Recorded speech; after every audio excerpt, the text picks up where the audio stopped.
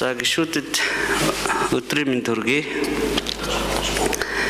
Ээлж тус чуулга эхлэх гээд Эрц 30 гишүүн 39.5% байна. Эрцийг намаар танилцуулъя. Харьцсан нам 35 гишүүн ирэхээс 22 гишүүн ирж 62.9% эрцтэй байна. Монгол Ардын нам 26 гишүүн ирэхээс тэг хувийн эрцтэй 1 ч алга байна.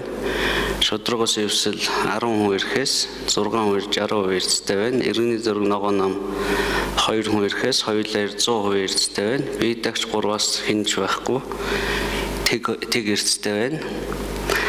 Монгол Ардын намыг өчигдрөөс хойш өчигдөр бүтэн өдөр өнөөдөр бүтэн өдөр хүлээж байна. Монгол Ардын намын гишүүдээ олон түм биднийг цөмийн хаягдлыг Монгол руу оруулахыг хоригдж өгөөч гэж ордны гадаа жагсаал хүртэл хийж байна.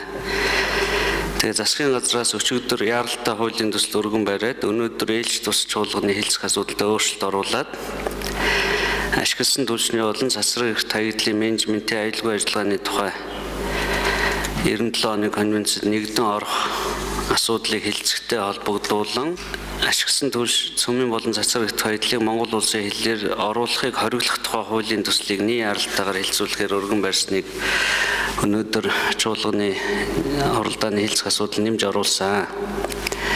Тэгээ олон түмэн ийм хүлээлттэй байна. Монгол Ардын намын гишүүдээ хуралдаа ирцгээе. Та бүхнийг маргааш өглөө 9 цагаас дахиад урьж байна.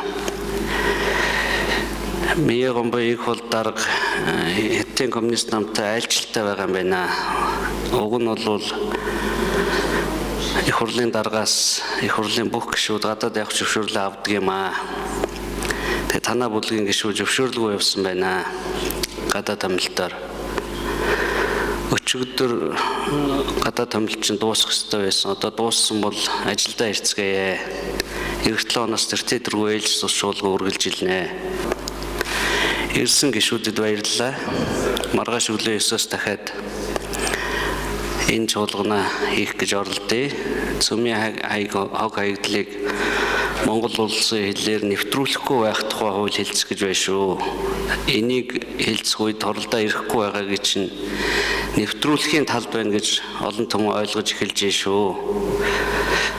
Ингээд хуралдаа ирцгээе. За хурлын ирцэрсэнгүй маргааш үргэлжлэе.